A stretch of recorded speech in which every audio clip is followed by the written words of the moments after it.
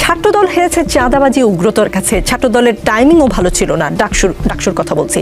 তারা প্যানেল দিতে দেরি করেছে, তাদের উগ্রতার প্রমাণ মিলে তারা ভিসিকে যেভাবে ধমক দিয়েছে, টেবিল চাপড়ে সেখান থেকে শিবির শিক্ষার্থীদের পালস বুঝেছে। ছাত্রদল ব্যস্ত ছিল টেম্পু স্ট্যান্ড দখল নিয়ে। বিভিন্ন জনের মতামতকে আমি একসাথে করেছে। একসাথে করে এই যে মন্তব্যগুলো, এগুলোর সাথে কোনো দ্বিমত আছে ব্যারিস্টার রুমিন ফারহানা? শিবির গত 15 বছর ধরে ছাত্রলীগের ভেতরে ঢুকে গিয়ে বিশ্ববিদ্যালয়ে তাদের কর্মকাণ্ডগুলো চালু রেখেছে। জামাত ইসলাম কি আসলে ফর্মালি সরি বলেছে কখনো? আপনি তো আমাকে বলতেছেন কোন একটা জিনিসের জন্য সরি বলতে। কি জিনিসের জন্য সরি বলতে আমাকে বলছেন? আমার জন্ম হয়েছে 81 সালে। Why are you telling me to say sorry? তারা কি সেখানে 71-এ শহীদ বুদ্ধিজীবীদের জন্য দোয়া করতে গেছেন নাকি ক্ষমা চাইতে গেছেন? ডাকসু নির্বাচন বর্জন করেছে জাতীয়তাবাদী ছাত্রদল সমর্থিত প্যানেল। পরাজয় জেনেই কি ভোট শেষ হবার আগেই সরে গিয়েছে ছাত্রদল? যারা শিবিরের ছাত্র প্যানেল তারাও সংবাদ সম্মেলন করেছে। এর বাইরেও যারা বিভিন্ন দল থেকে হল থেকে প্রার্থী হয়েছেন তারাও বিভিন্ন সময় মিডিয়ার সঙ্গে কথা বলেছেন এবং সম্মানিত তিনজন শিক্ষক এই নির্বাচনটিকে বর্জন করেছে এবং তারা প্রত্যেকেই একই ধরনের কথা বলেছে। ফর এক্সাম্পল, কারচুপির কথা এসছে, আগে থেকে ব্যালট বাক্স ভরে রাখার কথা এসছে। বলা হয়েছে 299টা ভোট একটা হলে, সেই হলে 400টার ব্যালট পেপার কেন গেল? বলা হয়েছে যে ব্যালট পেপার বেশি 10 to 20% বেশি ছাপানো হয়েছে। বলা হয়েছে ভোটারদের ছবিযুক্ত তালিকা করার কথা ছিল, সেটাও করা হয় নাই। যে যার মতো খুশি যখন খুশি গিয়ে ভোট দিয়ে আসতে পেরেছে। অর্থাৎ প্রার্থীরা সন্দেহ করছেন, প্যানেলগুলো সন্দেহ করছে যে যারা আসলে ভোটার নন তারাও এই নির্বাচনে ভোট দেওয়ার সুযোগ পেয়েছেন। সুতরাং সার্বিকভাবে যদি আপনি বিবেচনা করেন তাহলে কেবলমাত্র ছাত্রদল নয়, অন্যান্য যে প্যানেল আছে তারাও কিন্তু এই ভোটটিকে স্বচ্ছ, পরিচ্ছন্ন এবং প্রশাসন তার দায়িত্ব সঠিকভাবে পালন করেছে এমনটি মনে করছে না। সো সেই দিক থেকে আপনি যদি দেখেন বিএনপির এই নির্বাচন বর্জনের কারণটা কি, বিএনপি কিন্তু সেটা খুব স্পষ্টভাবে উল্লেখ করেছে। সেই কারণ গ্রহণ করা বা সেই কারণকে অজুহাত হিসেবে দেখানো সেটা একেবারেই মানুষের বিচারে। ঢাকা বিশ্ববিদ্যালয়ের যিনি ভিসি তিনি জামাত ঘেঁষা ভিসি, সেই কারণে ওরকম হয়েছে। কিন্তু জাহাঙ্গীরনগরে তো বিএনপি ঘেঁষা ভিসি, তারপরেও আসলে আপনারা নিয়ন্ত্রণ করতে পারলেন না। এত অভিযোগ আপনাদের। দেখুন, অভিযোগ কেবলমাত্র আমাদের নয়, অভিযোগ কিন্তু একসঙ্গে যেমন বিভিন্ন প্যানেল যারা নির্বাচনে অংশ নিয়েছে তাদের কাছ থেকে যেমন অভিযোগ পেয়েছি, আমরা শিক্ষকদের কাছ থেকে অভিযোগ পেয়েছি। একটা বিশ্ববিদ্যালয়ের ভিসি কোন মতাদর্শের সেটার উপরেই যদি পুরোপুরি নির্ভর করতো নির্বাচন, তাহলে আসলে নির্বাচনে কারচুপি হওয়া কিংবা নির্বাচনে ব্যালট পেপার বেশি করে ছাপানো কিংবা ভোটারদের ছবিযুক্ত তালিকা না দেয়া কিংবা ধরুন কেউ কেউ বলছে যে অমোচনীয় কালি, সেই কালিটিও নাকি মুছে যাচ্ছিল। অর্থাৎ যে যত খুশি তত ভোট দিতে পারছিল। এই বিষয়গুলোকে আমার মনে হয় পাল্টাপাল্টি অভিযোগের বিষয় না করে বিশ্ববিদ্যালয়ের প্রশাসনের উচিত হবে যে অভিযোগগুলো এসছে সেগুলো খতিয়ে দেখা এবং নির্বাচনে সত্যি সত্যি যদি কোনো রকম কোনো কারচুপি 9-6 হয়ে থাকে তাহলে সেই নির্বাচনটিকে আসলে গ্রহণ না করা। ছাত্রদল হেরেছে চাঁদাবাজি উগ্রতার কাছে। ছাত্রদলের টাইমিংও ভালো ছিল না। ডাকসুর কথা বলছি।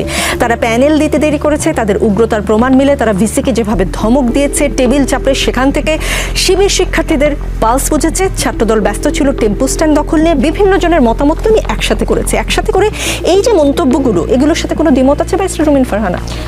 আমি যদি আরেকটু ব্রডার পার্সপেক্টিভে বিষয়টি আলোচনা করি, আমাদের রাজনীতির ধরন কিন্তু পাল্টে গেছে।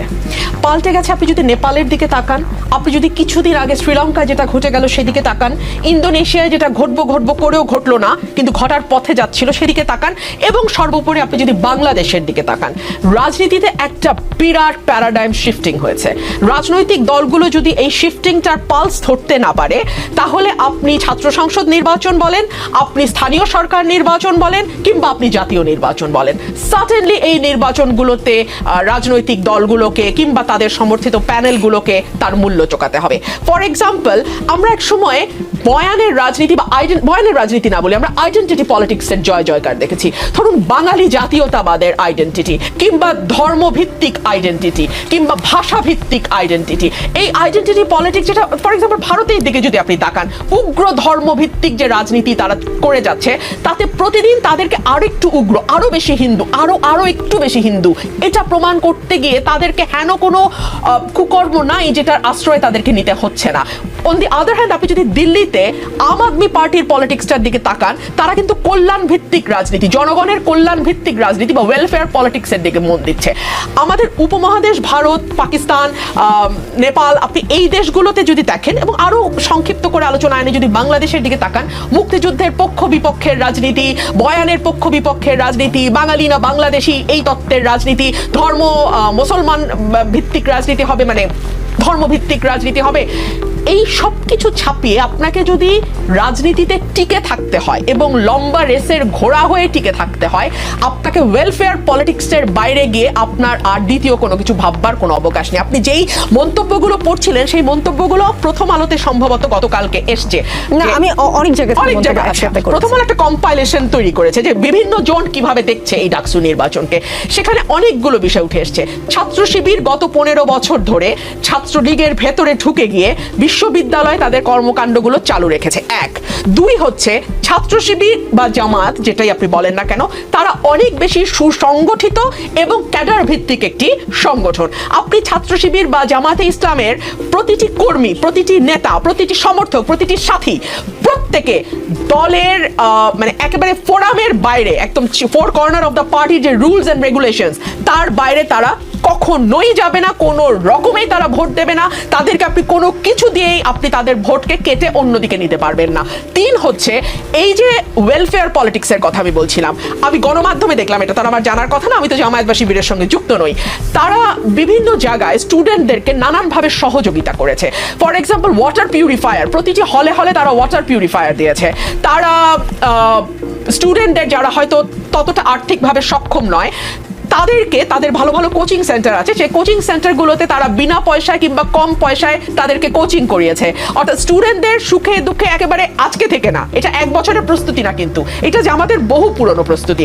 এখন এটা তাদের গুপ্ত রাজনীতির প্রকাশ্য ফসলও বলতে পারেন আপনি, কিংবা তারা যে দীর্ঘদিন ধরে রাজনীতিটাকে ছাত্রছাত্রীদের সঙ্গে একাত্ম হয়ে করতে পেরেছে, এটা তাদের একটা সফলতাও আপনি বলতে পারেন। তবে আমার কাছে যেটা মনে হয়, যারা পরাজিত হয়েছে তারা ডিনায়ালের মধ্যে না থেকে কিংবা অস্বীকারের সংস্কৃতি মধ্যে না থেকে বা কি আওয়ামী লীগের ভোট জামাতে চলে গেছে এইগুলো কথা বলা না দলকে আরো বিপর্যয়ের মধ্যে ফেলা। কেন ফেলা আমি আপনাকে একটা হিসাব দিয়ে বুঝাই।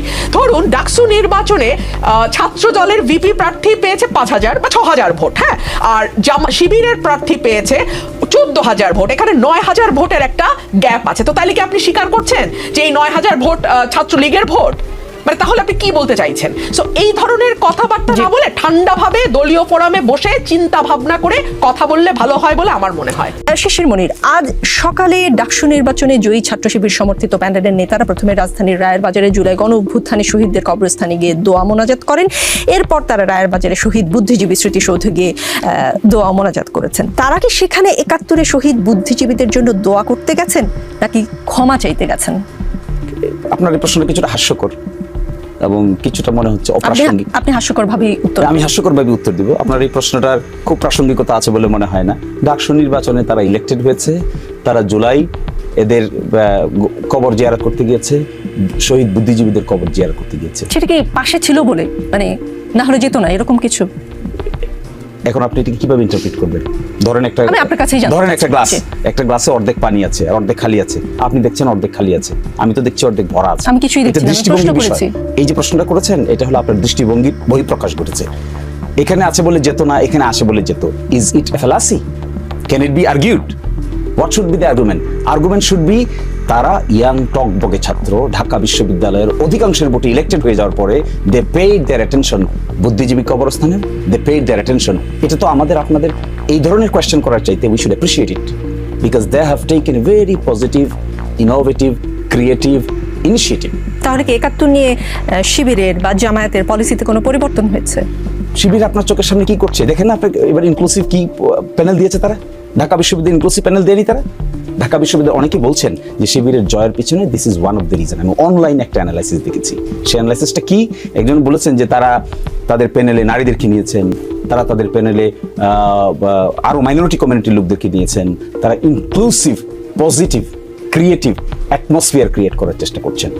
আমি আপনি এটাকে বিভিন্ন অ্যাঙ্গেলে দেখতে পারি, but I find this approach is a positive, innovative and inclusive approach. Student should behave like this.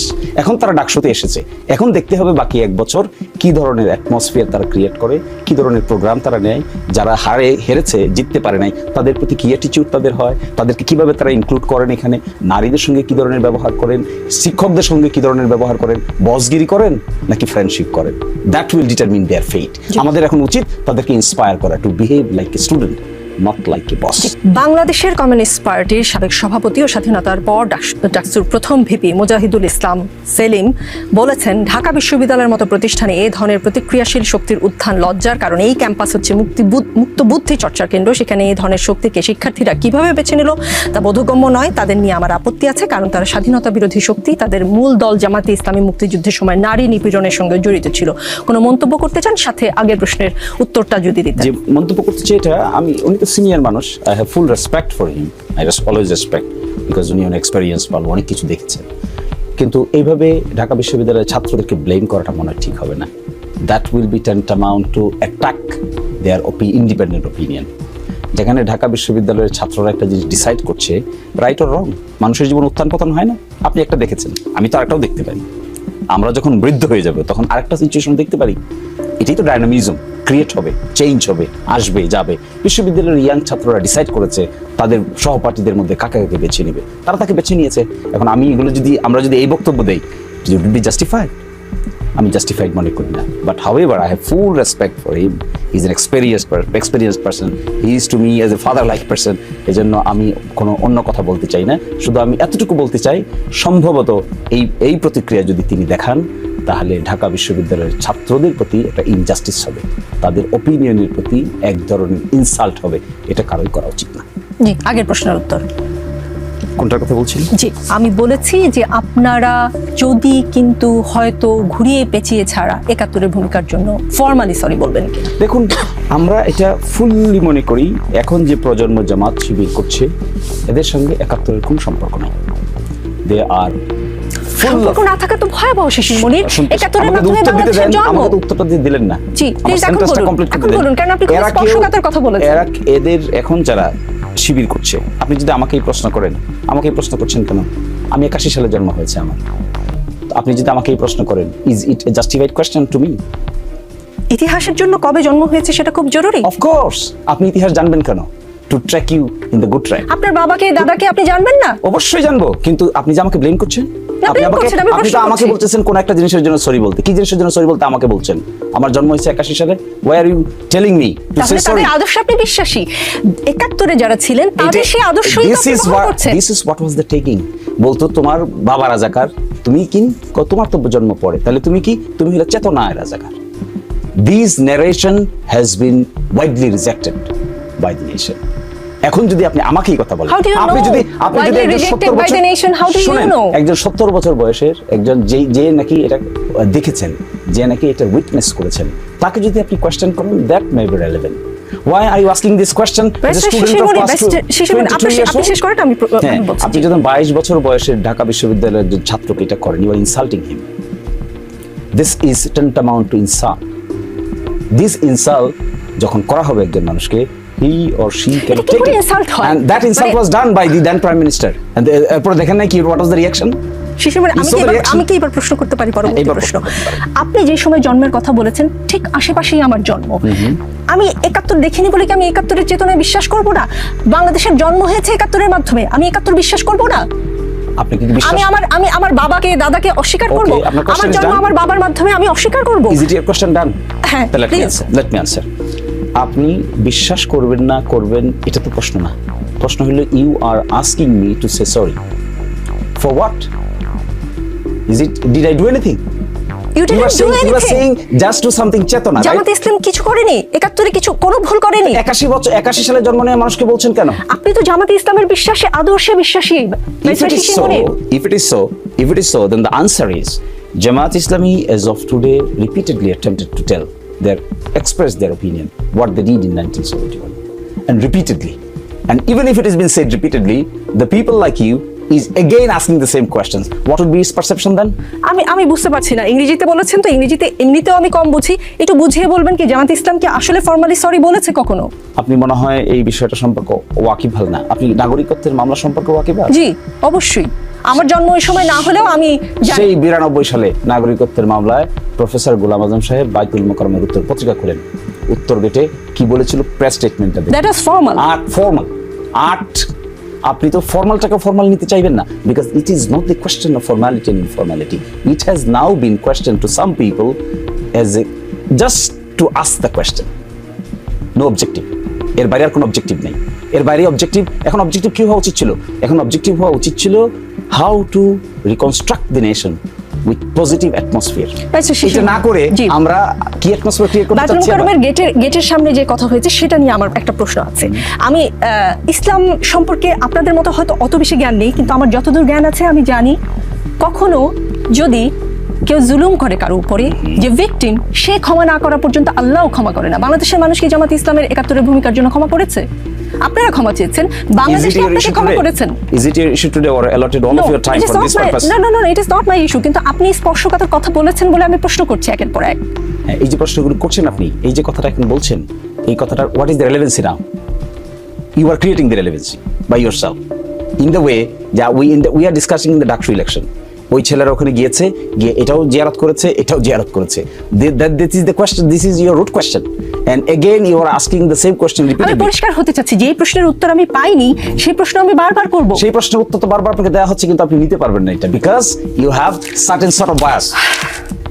আমি মুক্তিযুদ্ধের প্রতি বায়াসড। শিশির মনির, আপনি যদি বলেন আমি মুক্তিযুদ্ধের প্রতি We বায়াসড। also, আপনি বায়াস, আমরা বায়াস না? কি আপনি কি আমরা যখন ডেমোক্রেটিক অ্যাটমসফিয়ারের কথা বলি, আমরা যখন মুক্তিযুদ্ধের চেতনার কথা বলি, আমরা যখন মানবিক সাম্য, মানবিক মর্যাদার কথা বলি, আমরা যখন ডেমোক্রেসির কথা বলি, ফ্রি ফেয়ার এনভায়রনমেন্টের কথা বলি, রুল অফ ল এর কথা বলি, ট্রান্সপারেন্সি অ্যাকাউন্টেবিলিটির কথা বলি, is this not our biasness? This are our biasness. And এই প্রিন্সিপাল কোথেকে আসছে? এই প্রিন্সিপালগুলো আসছে 72 কনস্টিটিউশনে। 72 কনস্টিটিউশন কিভাবে আসছে?